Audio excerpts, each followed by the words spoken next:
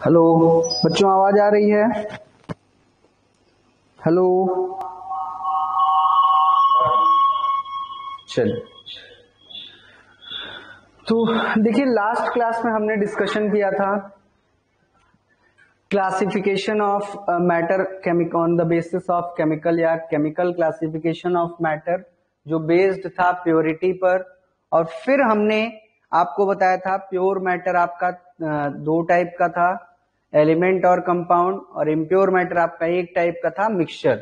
तो हमने आपको एलिमेंट, कंपाउंड, मिक्सचर इन सबके बारे में बता दिया था, ठीक है।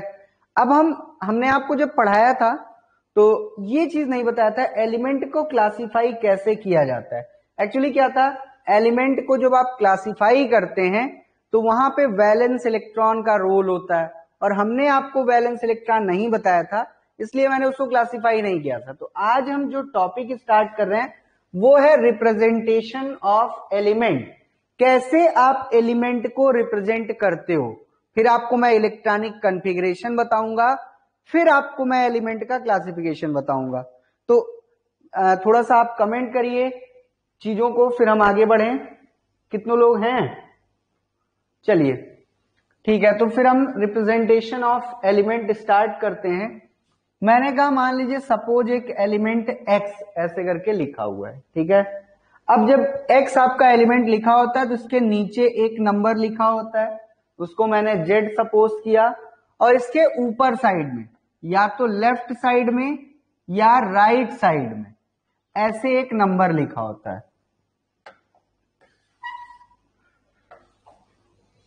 ठीक है। फिर से लिख रहा हूं। तो जैसे ये आपका एलिमेंट x है, एक इसके नीचे नंबर लिखा होता है और एक इसके ऊपर। नीचे वाला हमेशा लेफ्ट साइड में ही होता है, बट जो ऊपर वाला नंबर है वो आपका दोनों साइड हो सकता है। तो यहां मैंने लेफ्ट लिखा हुआ है, यहां पे आपका राइट भी हो सकता है, ठीक है। तो अब ये आपका x आपका एलिमेंट है जिसकी आप बात कर रहे हैं, ठीक है। ये x आपका एलिमेंट है और z। अब आते हैं, हम आपको बताते हैं कि जैसे जो एलिमेंट लिखा हुआ है उसके नीचे वाले नंबर को क्या बोला जाता है, ऊपर वाले नंबर को क्या बोला जाता है। तो एलिमेंट है जो इसके नीचे नंबर लिखा होता है, इसको आप बोलते हैं एटॉमिक नंबर।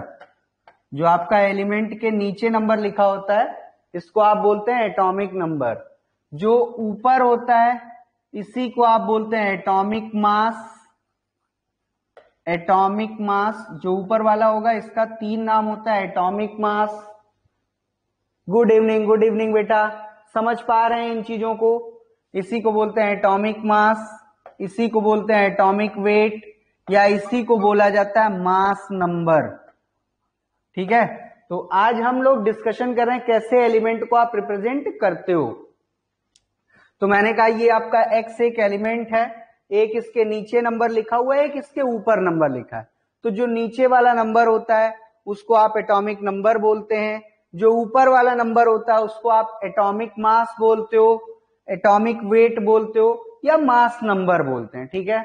चलिए एक हम एग्जाम्पल लेके आपको दिखाते हैं, ठीक, जैसे आप और चीजों को समझ पाए। जैसे मान लीजिए ये आपका लिखा गया 6C12, ठीक है। तो C आपका एलिमेंट हो गया, ये कार्बन को रिप्रेजेंट कर रहा है, और ये जो नीचे नंबर लिखा हुआ है ये एटॉमिक नंबर है, यानी कार्बन का एटॉमिक नंबर 6 होता है, और 12 आपका कार्बन का एटॉमिक वेट है। यहां तक में किसी स्टूडेंट को कोई प्रॉब्लम है? अगर आपको कोई प्रॉब्लम है यहां तक में तो हमको बताइए, फिर हम इसको आगे बढ़ाते हैं। सॉरी, अगर आप इसको बताते हैं, कोई डाउट है तो मैं फिर से इस चीज को एक्सप्लेन कर दूंगा, ठीक है। हाँ चलिए, तो अब देखिए मैंने कहा जो नीचे वाला नंबर होता है इसको एटॉमिक नंबर बोलते हैं, ऊपर वाले को आप एटॉमिक मास, एटॉमिक वेट या मास नंबर बोलते हैं। आगे सुनिए, जो आपका एटॉमिक नंबर होता है इसका मतलब होता है नंबर ऑफ प्रोटॉन। ये बताता है कि उस एलिमेंट के न्यूक्लियस में कितने नंबर ऑफ प्रोटॉन्स हैं, ये आपका नंबर ऑफ प्रोटॉन हो गया।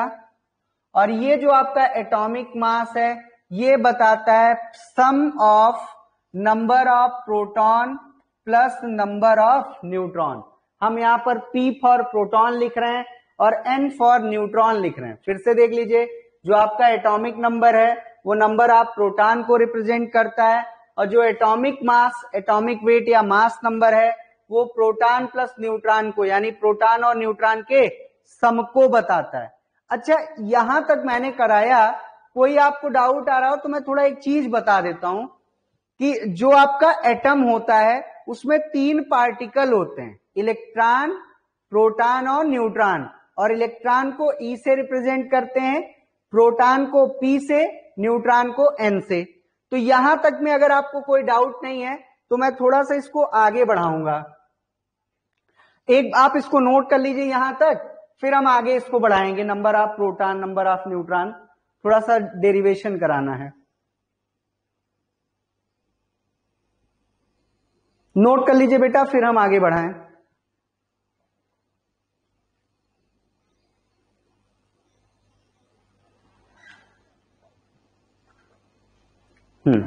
चलिए, तो अब देखिए आपने इस चीज को नोट कर लिया, तो मैं इधर का बोर्ड खाली करता हूं। ठीक, मैंने आपसे बोला एटॉमिक, जेड का मतलब एटॉमिक नंबर होता है और एटॉमिक नंबर का मतलब नंबर ऑफ प्रोटॉन होता है। अच्छा, मैं इसको थोड़ा सा और बढ़ा सकता हूं, ठीक है, इसको आप बोल सकते हैं नंबर ऑफ इलेक्ट्रॉन भी। पूरी बात सुन लीजिए, एटॉमिक नंबर का मतलब नंबर ऑफ प्रोटॉन हमेशा होगा, but number of electron only in case of neutral atom, यानी न्यूट्रल एलिमेंट जो आपका जेड है, इसको नंबर ऑफ प्रोटॉन हमेशा आप बोलते हैं। नंबर ऑफ इलेक्ट्रॉन भी इतना आप समझ सकते हो जब ये न्यूट्रल होगा। न्यूट्रल मतलब इस पर कोई चार्ज नहीं लगा होगा। समझ में आ रही है बात? चलिए, अब इधर थोड़ा सा देखिए, मैंने बोला जेड का मतलब नंबर ऑफ प्रोटॉन और ए का मतलब number of proton plus number of neutron. अच्छा देखिए, नंबर ऑफ प्रोटॉन को ही तो आपने जेड भी लिखा हुआ है, तो आप चाहें तो यहां पे लिख सकते हैं atomic weight equal to atomic number plus number of neutron. यानी जो आपका एटॉमिक वेट होता है that will be sum of atomic number plus number of neutron. यहां तक में किसी को कोई डाउट है? देख लीजिए, हम एक बार फिर से बता देते हैं, जेड का मतलब एटॉमिक नंबर और एटॉमिक नंबर का मतलब नंबर ऑफ प्रोटॉन, ए का मतलब एटॉमिक वेट और एटॉमिक वेट का मतलब number of proton plus number of neutron. तो आपका ए इक्वल टू है number of proton plus number of neutron, तो नंबर ऑफ प्रोटॉन की जगह पे आप जेड भी पुट कर सकते हैं। तो जब आप नंबर ऑफ प्रोटॉन की जगह जेड पुट करोगे तो आपको मिल जाएगा A equal to Z plus N, यानी atomic weight equal to atomic number plus number of neutron. आप चाहें तो यहां से नंबर ऑफ न्यूट्रॉन कैलकुलेट कर सकते हैं, तो आप जेड को इधर ट्रांसफर कर दोगे तो आपको मिल जाएगा number of neutron equal to difference of atomic weight and atomic number. यानी किसी भी एलिमेंट का जो नंबर ऑफ न्यूट्रॉन होता है वो उसके एटॉमिक वेट और एटॉमिक नंबर का डिफरेंस होता है। यहां तक में डाउट नहीं है ना? चलिए, तो ये तो आपका हो गया कैसे आप प्रोटॉन जानोगे, कैसे आप न्यूट्रॉन जानोगे। अब हम अगला आते हैं नंबर ऑफ इलेक्ट्रॉन पे, ठीक है, calculation of number of electron. इसको हटा दूं मैं? आपने नोट कर लिया हो तो मैं हटा दूंगा।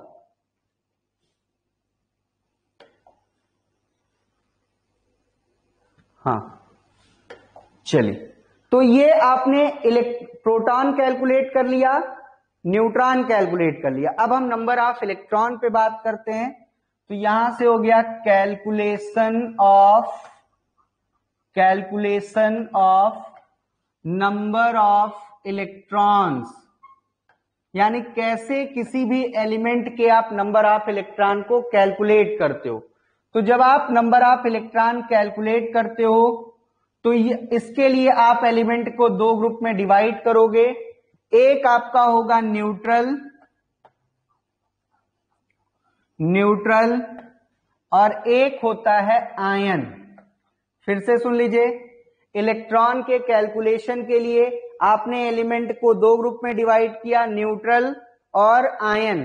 तो न्यूट्रल का क्या मतलब होता है? विदाउट चार्ज, विदाउट चार्ज, यानी जो आपका एलिमेंट है उस पे जब कोई चार्ज नहीं होता है तो उसी को आप न्यूट्रल बोलते हो, और जब इस पर कोई चार्ज लगा होगा तो इसको आप आयन बोलते हैं, with charge.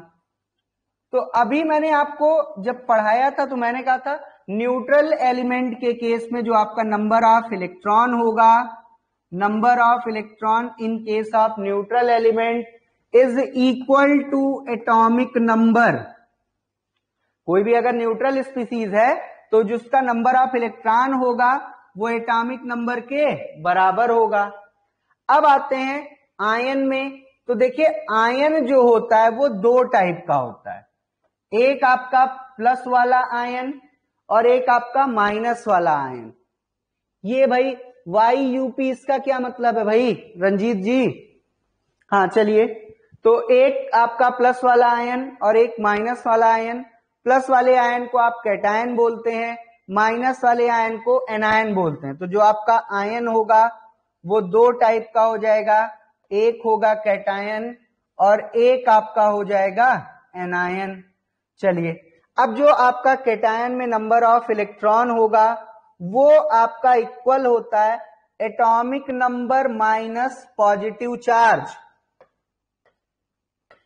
Atomic number minus positive charge. यानी अगर आपको किसी भी प्लस वाले स्पीसीज में नंबर ऑफ इलेक्ट्रॉन निकालना है तो जो उसका एटॉमिक नंबर है उसमें से जितना पॉजिटिव लगा है उसको आप माइनस करते जाइए। ऐसे ही जब आप एनायन के लिए निकालते हैं तो number of electron equal to होता है atomic number plus negative charge. यानी जब एनायन निगेटिव चार्ज के लिए कभी भी आप नंबर ऑफ इलेक्ट्रॉन निकालेंगे तो एटॉमिक नंबर में जितना निगेटिव चार्ज होगा उसको ऐड करते जाओगे। तो इसको आप नोट कर लीजिए। फिर हम एक एलिमेंट लेते हैं, उससे सारी इंफॉर्मेशन को करते हैं, फिर इलेक्ट्रॉनिक कॉन्फ़िगरेशन बताएंगे और फिर एलिमेंट को क्लासिफाई करेंगे। जितने लोग हैं रंजीत, अंजलि एंड प्रीतिका, आपको क्लियर हो रहा है ये चीजें?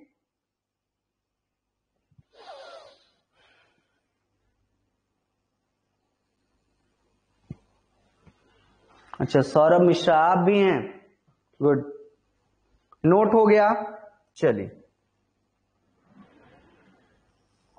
नोट कर लिया ना? हाँ भैया 11th, ए भाई कौन तुम बोले हो? रंजीत बेटा ये 11th नहीं, ये 9th का है। पता है 9th में ये सब चीजें पढ़ाई जाती हैं, तो 11th का बोल के इसकी बेइज्जती मत करो, ये 9th का ही है। चलिए हटा दूं।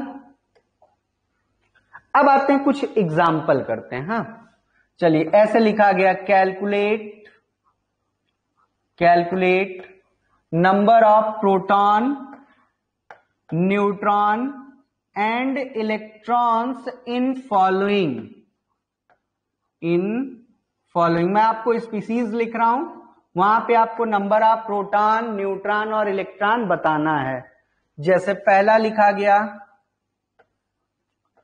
6C12, ठीक है, अभी कराऊंगा एक एक। दूसरा लिखा गया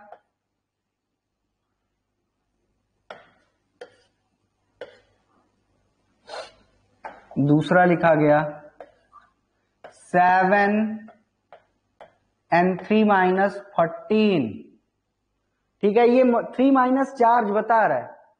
थर्ड आपका लिखा हुआ है 11Na+23, ठीक है।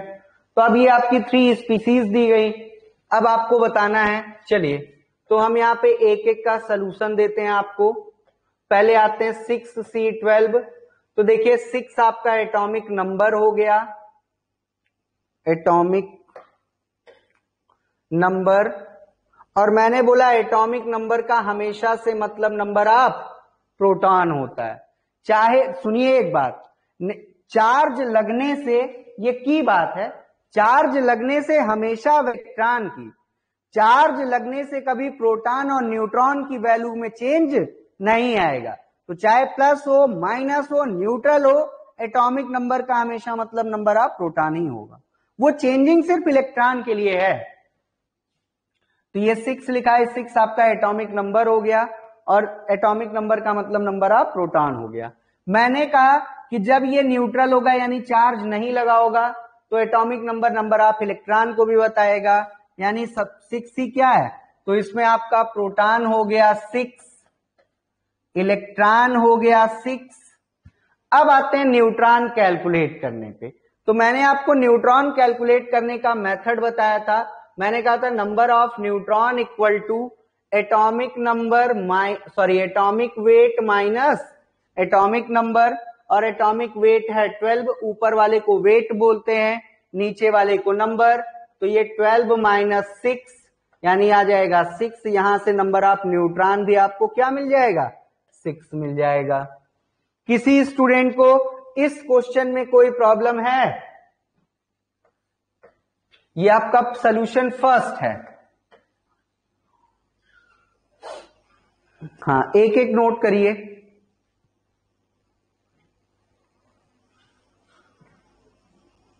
आज काफी बच्चे हैं, बहुत अच्छा, नोट कर लीजिए, फिर अगला करते हैं। चलिए हम दूसरे का सॉल्यूशन यहां देते हैं। हाँ, सॉल्यूशन तो ये लिखा हुआ है 7n3 माइनस n14, ठीक है।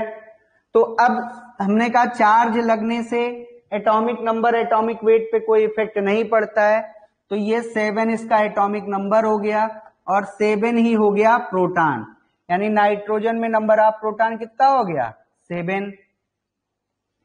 अब हम यहां से चाहे तो नंबर ऑफ इलेक्ट्रॉन कैलकुलेट कर सकते हैं। मैंने आपको एनायन के नंबर ऑफ इलेक्ट्रॉन का फॉर्मूला बताया, atomic number plus negative charge. तो एटॉमिक नंबर है 7 और निगेटिव चार्ज है 3, यानी 7 + 3 हो जाएगा 10, यानी इलेक्ट्रॉन यहां पे कितना होगा, 10 हो जाएगा। अब आते हैं नंबर ऑफ न्यूट्रॉन पे। तो आपने नंबर ऑफ न्यूट्रॉन का फॉर्मूला पढ़ा है, atomic weight minus atomic number. तो यहां से आप एटॉमिक वेट है 14 और एटॉमिक नंबर है 7, तो 14 में से 7 आप माइनस कर देंगे, 7 मिल जाएगा। यानी जो आपका नाइट्रोजन है वहां 7 प्रोटॉन है, 7 न्यूट्रॉन है और 10 इलेक्ट्रॉन है। तो ये क्वेश्चन नंबर 2 का सॉल्यूशन था। चलिए अब आप नोट करिए, फिर हम थर्ड क्वेश्चन पे बात करेंगे। वैसे एक बात बताएं, थर्ड क्वेश्चन आप ही लोग सॉल्व करिए तो, और यहीं पे चैट बॉक्स पे आंसर दीजिए। थर्ड क्वेश्चन का आंसर आप खुद ही दे दीजिए, कोई बहुत बड़ी चीज तो है नहीं।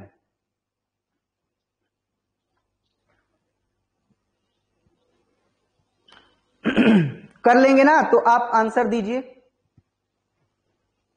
हम भी थोड़ा सा वेट कर लेते हैं।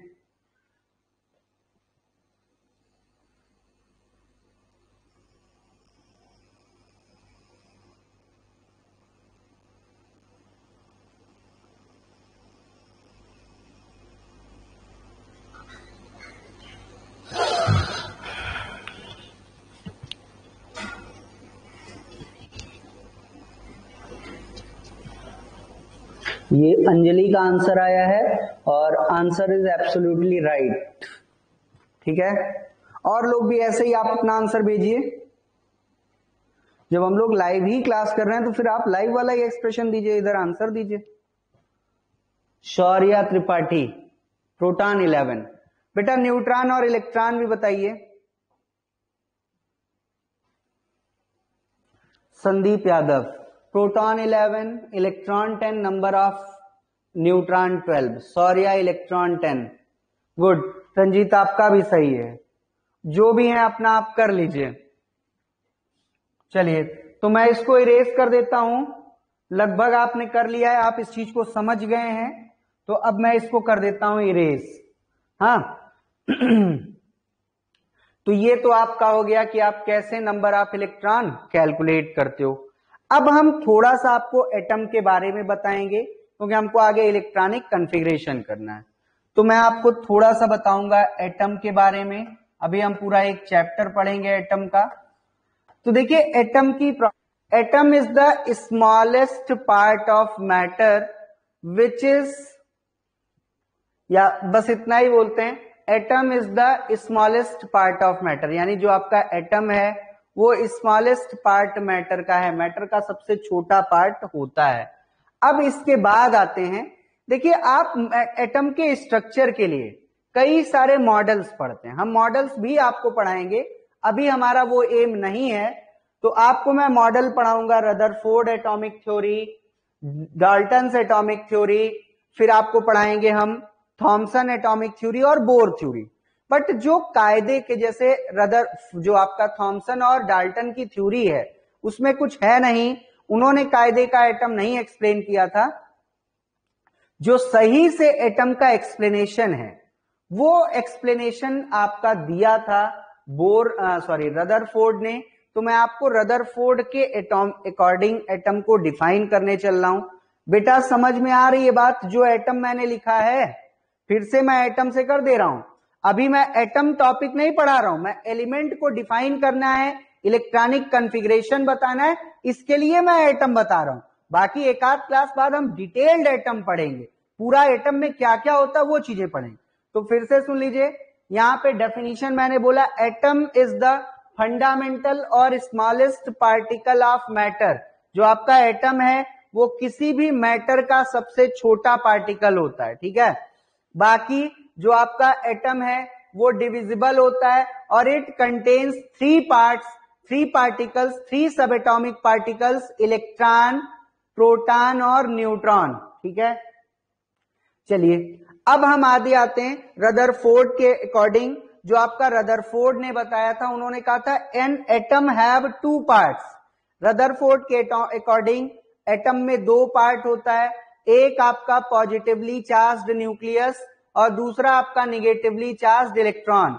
Positively charged nucleus remains at the centre, remains stay at the centre, यानी जो पॉजिटिवली चार्ज्ड न्यूक्लियस है वो एटम के सेंटर पर रुका हुआ होता है।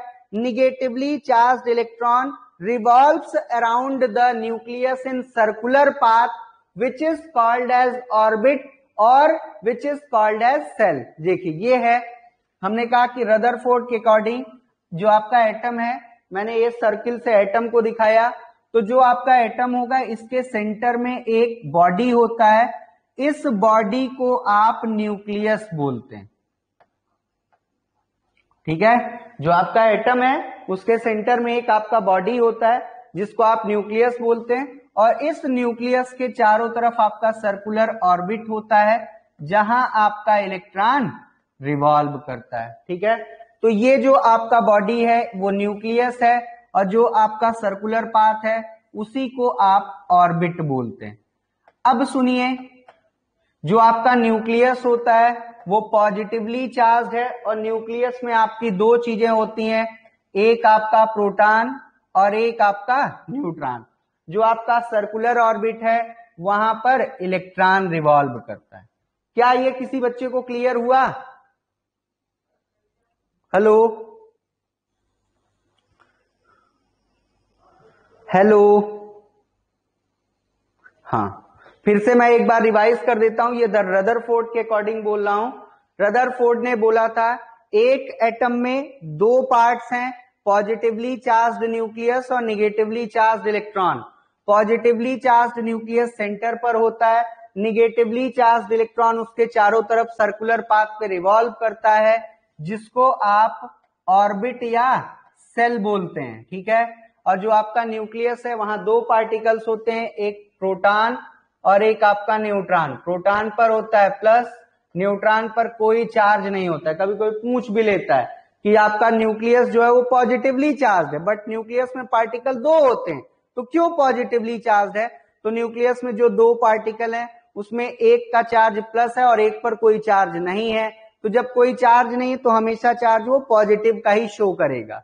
और जो आपका इलेक्ट्रॉन है वो सेल में रिवॉल्व करता है और उस पर निगेटिव चार्ज होता है। इसको आप नोट कर लीजिए। देखिए मैं लिख देता हूं, according to Rutherford, according to Rutherford, an atom have two parts, positively charged nucleus,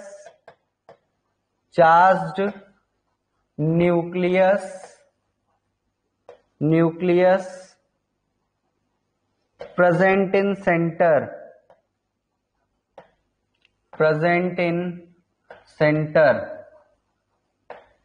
negatively charged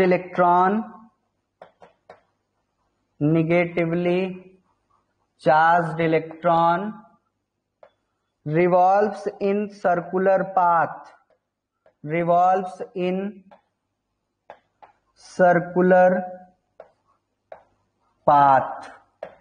इतना आप नोट करिए। अब हम आपको इलेक्ट्रॉनिक, बेटा ये हम सिर्फ एलिमेंट के क्लासिफिकेशन के लिए पढ़ा रहे हैं, आप बिल्कुल ना कहिए समझिएगा कि हमको एटम ऐसे ही निपटा दिया गया।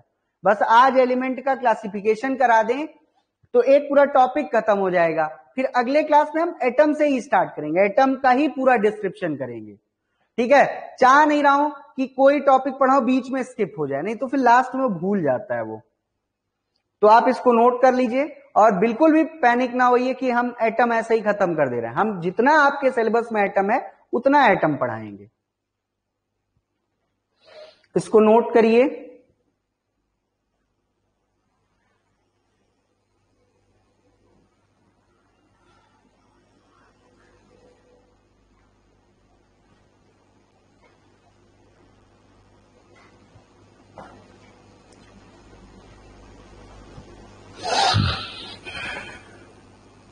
नोट हो गया बेटा?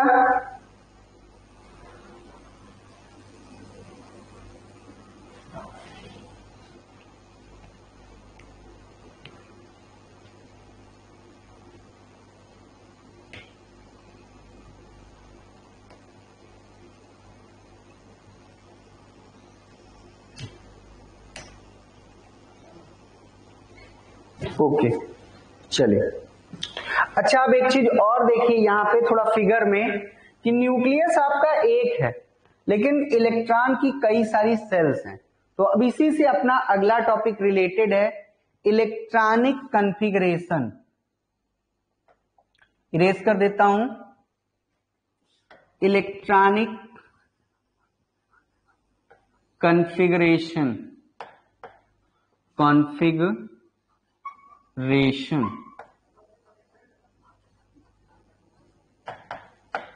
ठीक है।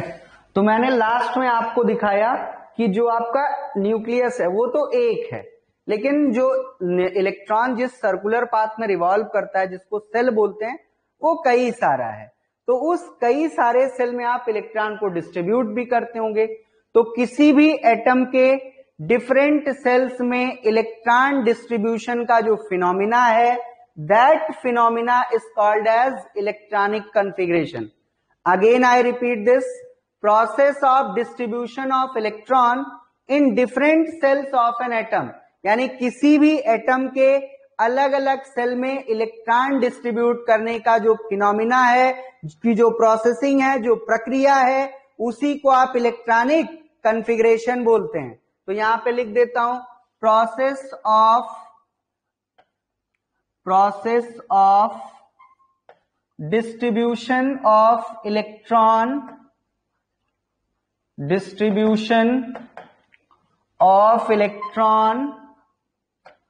in different cells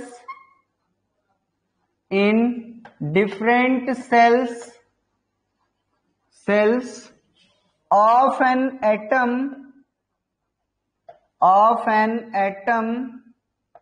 is called as electronic configuration.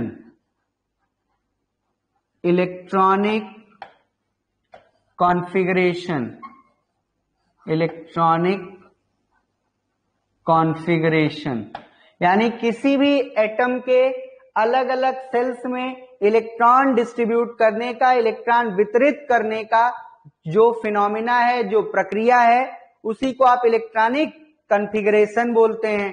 ठीक है, अब देखिए कैसे आप करोगे। तो जो आपकी सेल्स हैं, ये आप, मैं यहां पे लिख रहा हूं सेल्स, सेल नेम, और यहां पे मैं लिख रहा हूं number of electron present, electron present. ठीक है, तो आपका सेल नेम होता है के एल एम एन।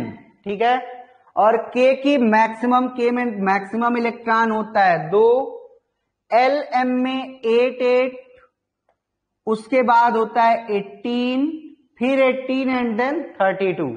ठीक है, तो जो इलेक्ट्रॉनिक कॉन्फ़िगरेशन है उसमें आपकी सेल्स होती हैं के एल एम और एन। के में मैक्सिमम इलेक्ट्रॉन होगा 2, एल में मैक्सिमम इलेक्ट्रॉन होगा 8, एम में मैक्सिमम इलेक्ट्रॉन होगा 8 और एन में मैक्सिमम इलेक्ट्रॉन होगा 18। अब सुनिए, जब भी आप इलेक्ट्रॉनिक कॉन्फ़िगरेशन करोगे, सबसे पहले आपका जो इलेक्ट्रॉन होगा, मैं यहां बना रहा हूं,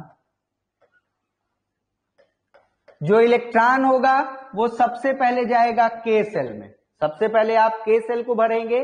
जब के सेल आपका फिल्ड हो जाएगा, फुलफिल हो जाएगा, उसके बाद इलेक्ट्रॉन जाएगा एल में। उसके बाद आपका जब एल फुल हो जाएगा, इलेक्ट्रॉन जाएगा एम में, और जब एम फुलफिल्ड हो जाएगा तो इलेक्ट्रॉन जाएगा एन में। तो आप इसको नोट कर लीजिए, फिर हम कुछ एग्जाम्पल करते हैं कैसे आप इलेक्ट्रॉनिक कॉन्फ़िगरेशन करेंगे। बेटा इस चीज को समझने में किसी बच्चे को कोई प्रॉब्लम है कि इलेक्ट्रॉनिक कॉन्फ़िगरेशन होता क्या है? फिर से सुन लीजिए, मैंने कहा एटम में न्यूक्लियस एक होता है, बट जो सेल्स हैं यानी सर्कुलर पाथ है जहां इलेक्ट्रॉन रिवॉल्व करता है वो कई सारे हैं। तो जब कई सारा सर्कुलर पाथ यानी कई सारी सेल है तो वहां इलेक्ट्रॉन डिस्ट्रीब्यूट भी करना पड़ता होगा।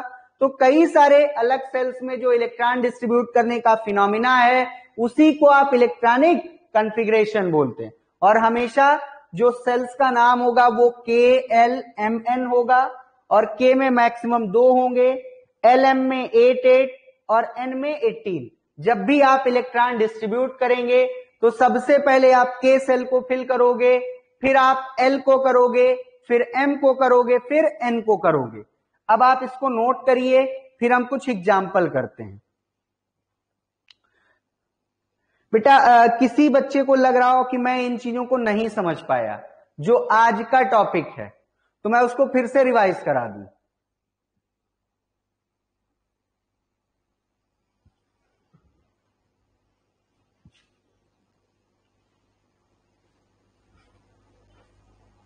क्या हुआ भाई? नोटेड, समझ, ठीक है, तो नोट कर लिया है आपने। एक बच्ची का कमेंट आ चुका है, तो अब मैं इसको इरेज कर रहा हूं। बाकी बॉयज जैसे रंजीत, सौरभ मिश्रा, अभिषेक, आप लोगों ने नोट किया है ना?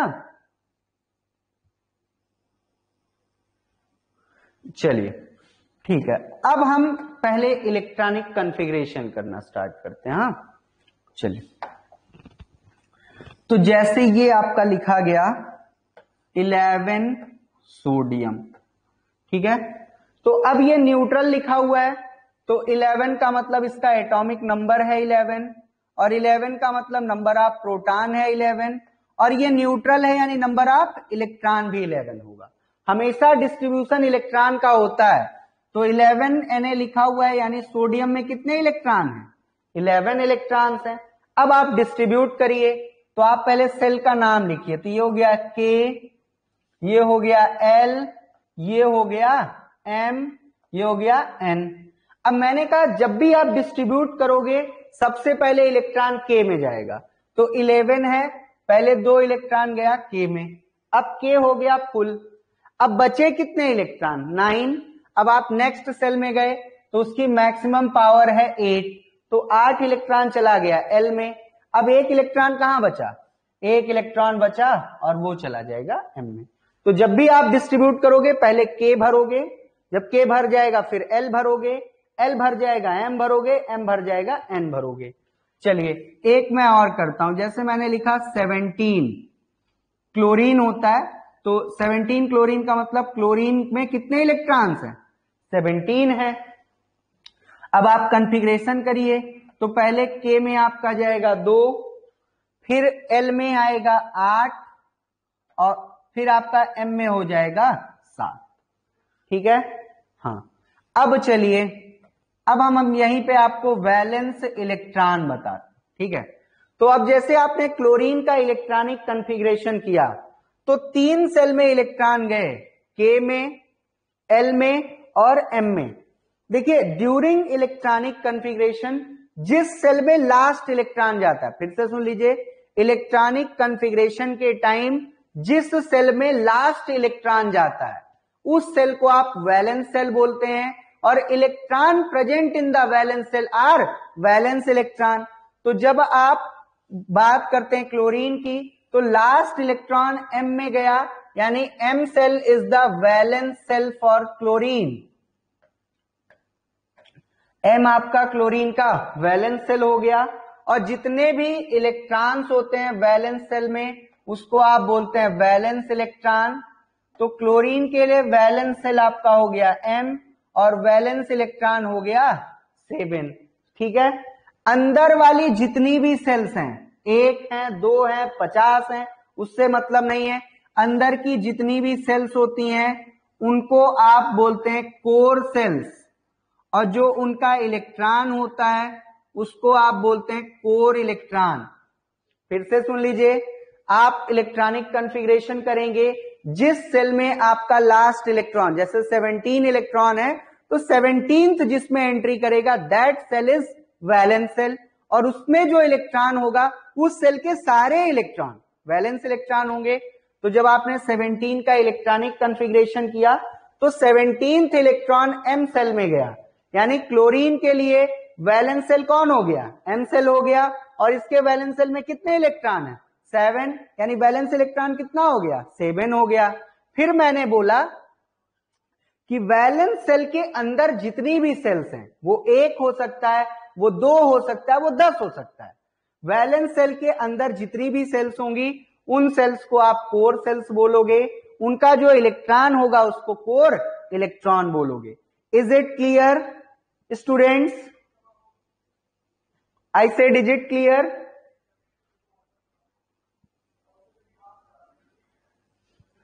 और बच्चे? हाँ, चलिए एक हाथ और करते हैं, लगे हाथ वैलेंसी निकाल लेते हैं, जो करते जाओ उसको करते ही जाओ। ठीक है, तो अब ये हो गया। एक और एग्जांपल लेता हूं, इसको नोट कर लीजिए। नोट किया है आपने? नोट किया हो तो फिर मैं आगे बढ़ा दूं। हाँ, चलिए एक आध और एग्जांपल ले लेते हैं ना। चलिए, तो जैसे मैंने मान लीजिए एग्जांपल ले लिया 13 एल्यूमिनियम का। अब यहां पे देखिए हमारा क्या क्वेश्चन है, क्लोरीन में एल्यूमिनियम का वैलेंस सेल बताना है। कौन सी सेल वैलेंस सेल है? Valence electron. कितनी कोर सेल्स हैं और कितने कोर इलेक्ट्रॉन्स हैं? ठीक है, तो अब ये 13 लिखा गया, यानी, और ये न्यूट्रल है, यानी एल्यूमिनियम में कितने इलेक्ट्रॉन होंगे? 13 होंगे। आप इलेक्ट्रॉनिक कॉन्फ़िगरेशन करिए, तो अब ये हो जाएगा K, L, M और N। तो सबसे पहले इलेक्ट्रॉन K में जाएगा, तो K में हो गया 2। अब उसके बाद आपका बचा 11, तो आपका, हाँ, 2 के बाद 11, तो 8 आपका चला गया L में, और फिर आपका हो गया 3। तो देखिए 13th इलेक्ट्रॉन कहां एंट्री किया है? M सेल में, यानी M सेल आपका वैलेंस सेल हो गया, वैलेंस सेल। और वैलेंस सेल में कितने इलेक्ट्रॉन हैं? वैलेंस सेल हो गया M, और वैलेंस इलेक्ट्रॉन हो गया 3। ठीक है, अब जितनी भी इसके अंदर वाली सेल्स हैं उसको कोर सेल्स बोलते हैं। तो ये आपकी हो गई कोर सेल्स। कोर सेल्स कौन कौन सी हो गई? 2 हैं, K और L। और कोर इलेक्ट्रॉन, अंदर जितने भी इलेक्ट्रॉन होंगे वो कोर इलेक्ट्रॉन। तो 2 8 10 इलेक्ट्रॉन। ठीक है, चलिए एक और देता हूं, 7N3 माइनस, इसका इलेक्ट्रॉनिक कॉन्फ़िगरेशन करिए। करिए भाई इसका इलेक्ट्रॉनिक कॉन्फ़िगरेशन और वैलेंस सेल वैलेंस इलेक्ट्रॉन बताइए। यस, देखिए ये एनायन है और एनायन में नंबर ऑफ इलेक्ट्रॉन हो जाएगा atomic number plus negative charge. तो सौर्या त्रिपाठी 2,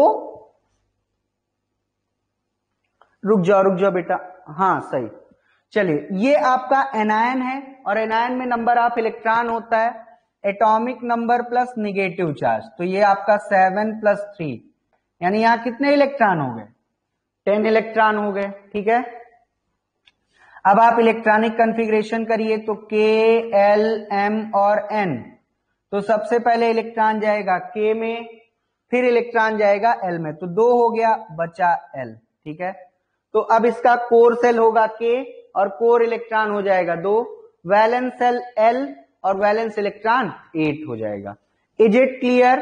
फिर से सुन लीजिए, इलेक्ट्रॉनिक कॉन्फ़िगरेशन में जिस सेल में आपका लास्ट इलेक्ट्रॉन जाता है that cell is called as valence cell and electron present in the valence cell is called as valence electron. Is it clear? चलिए अब हमने यहीं तक, हम वैलेंसी नहीं बढ़ा रहे हैं। चलिए अब हम आपको टाइप ऑफ एलिमेंट पढ़ाएंगे क्योंकि वहां पे बार बार वैलेंस सेल की बात आती। तो देखिए जो आपका एलिमेंट है, इरेज करूं इसको। वैसे आई होप मजा आया होगा क्लास में, थोड़ा मैथमेटिकल था ये। चलिए तो अब आते हैं क्लासिफिकेशन ऑफ एलिमेंट पर। Classification of element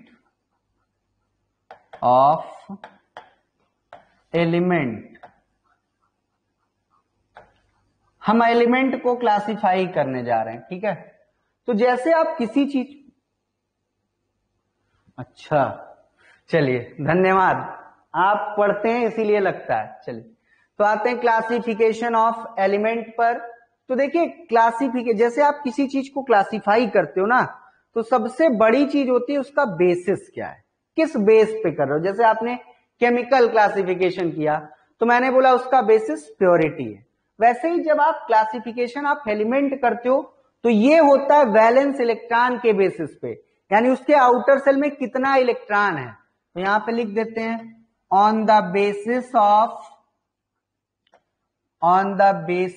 of valence electron, यानी वैलेंस सेल में कितना इलेक्ट्रॉन है उसके बेसिस पे आप एलिमेंट को डिवाइड करते हैं। और जो आपका एलिमेंट है ब्रॉडली उसको आप 2 ग्रुप में डिवाइड करते हो। एक आपका होता है मेटल और एक होता है नॉन मेटल। फिर से देख लीजिए, हमारा टॉपिक है क्लासिफिकेशन ऑफ एलिमेंट। तो मैंने कहा जो एलिमेंट को क्लासिफाई किया गया है वो वैलेंस इलेक्ट्रॉन के बेसिस पे, यानी आउटर सेल में कितना इलेक्ट्रॉन है उसके बेसिस पे एलिमेंट आपका 2 टाइप का होता है, मेटल एंड नॉन मेटल। अब आता है आप मेटल किसको बोलते हो। तो देखिए जिस एलिमेंट के वैलेंस सेल में यानी आउटर सेल में 1, 2 और 3 इलेक्ट्रॉन होता है उसको आप मेटल बोलते हैं। फिर से सुन लीजिए, द एलिमेंट हैविंग 1, 2 और 3 electron in their outer shell is known as metal. अब इसका उल्टा, जिसके आउटर सेल में 5 होगा, जिसके आउटर सेल में 6 होगा, जिसके आउटर सेल में 7 होगा, उसको आप नॉन मेटल बोलते हैं। तो यहां मैं लिखता हूं एलिमेंट्स हैविंग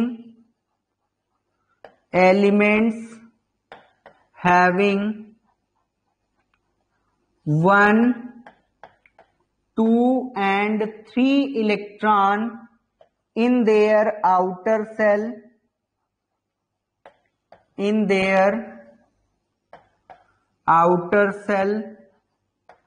is metal, यानी जिसके आउटर सेल में 1, 2, 3 इलेक्ट्रॉन होगा वो मेटल होगा। बाकी इधर आते हैं element having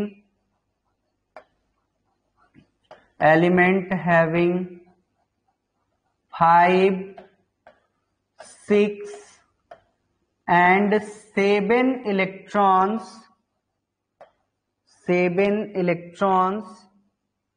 in their outer cell मतलब वैलेंस सेल है, तो यहां मैं लिख देता हूं valence shell is non metal, यानी जिसके आउटर सेल में 1 2 3 इलेक्ट्रॉन होगा उसको आप मेटल बोलोगे, जिसके आउटर सेल में 5 6 7 इलेक्ट्रॉन होगा उसको नॉन मेटल बोलेंगे। ठीक है, तो ये तो आपका हो गया वैलेंस इलेक्ट्रॉन के बेसिस पर एलिमेंट का क्लासिफिकेशन। अब हम आते हैं कुछ प्रॉपर्टीज पर कि मेटल की क्या प्रॉपर्टी है। हाँ सुनिए, अब सुनिए, यहां पे 2 केस बचा, एक 4 का और 8 का। तो जिसके पास 4 होता है वो आपका मेटलॉइड होता है, यानी ऐसा एलिमेंट जो नॉर्मल कंडीशन में नॉन मेटल का बिहेवियर करे, हाई टेम्परेचर पर मेटालिक बिहेवियर करे। अगर आप कायदे से करोगे तो जो आपका एलिमेंट होगा वो 4 टाइप का होगा, 1 2 3 4 5 6 7 एंड 8। तो 1 2 3 को आप मेटल बोलते हैं, 4 को मेटलॉइड बोला जाता है, 5 6 7 को नॉन मेटल बोलते हैं, और 8 जो होता है वो रिएक्शन नहीं करता है, उसको आप इनर्ट गैस बोलते हैं। क्लियर हो गया भाई? चलिए, तो अब हम कुछ मेटल की प्रॉपर्टीज की बात करते हैं। अब देखिए, जब भी हाँ वही नोबल गैस या इनर्ट गैस बोला जाता है। पहले के जमाने में जब केमिस्ट्री कम जानी जाती थी तो इनर्ट बोलते थे, बट आज के डेट में नोबल गैस बोलते हैं। चलिए, तो अब हम और प्रॉपर्टीज को डिस्कस करते हैं, मेटल की क्या प्रॉपर्टी है। ठीक है, तो देखिए मेटल की जो प्रॉपर्टी है, metals are shiny in nature. जितनी भी आपकी मेटल्स हैं लगभग वो शाइनी नेचर की होती हैं, और जो मेटालिक साइन होता है उसी को आप लस्टर बोलते हैं। फिर से सुन लीजिए, metals are shiny in nature and this characteristic sign of metal is called as metallic lustre. आप इसके अपोजिट अगर नॉन मेटल की बात करते हो तो जो नॉन मेटल होता है वो जनरली डल इन अपीयरेंस होता है, यानी वो आपका बुझा बुझा होता है, इसीलिए बोला जाता है non metals are non lustrous. ठीक है, तो यहां पे लिखते हैं metals are shiny in nature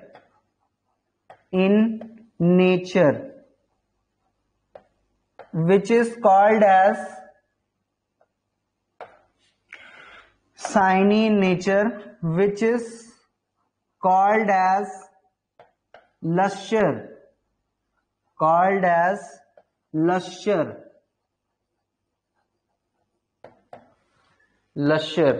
फिर आते हैं non metals are non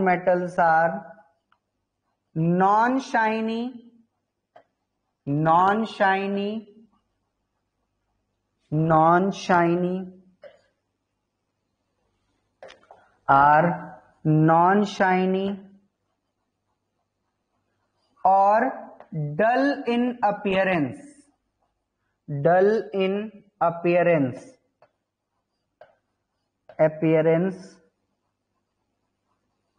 means they are non-lustrous।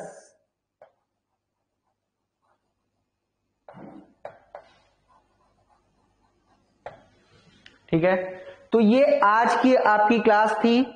यहां तक के पॉइंट्स आपके हो गए हैं, 2 पॉइंट मेटल में, 2 नॉन मेटल में।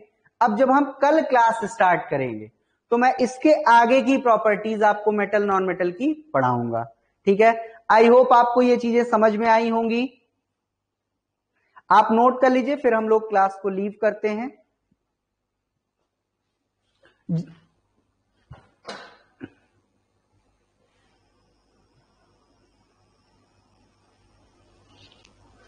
ओके बेटा, नोट कर लीजिए, फिर तब हम लोग लीव करेंगे।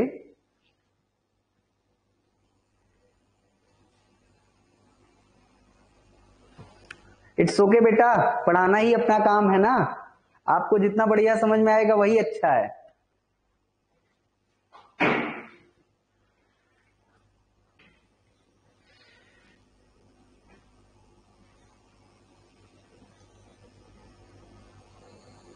अपीयरेंस के बाद, appearance means MEANS, they are non lustrous. Appearance के बाद लिखा है मीन्स, फिर लिखा है दे आर नॉन लस्टरस। लिख लिया? चलिए, तो सब लोग नोट कर लिए हो तो बता दीजिए, फिर हम लोग निकलें। ओके, फिर मीटिंग लीव करते हैं बेटा। थैंक यू एंड जय हिंद।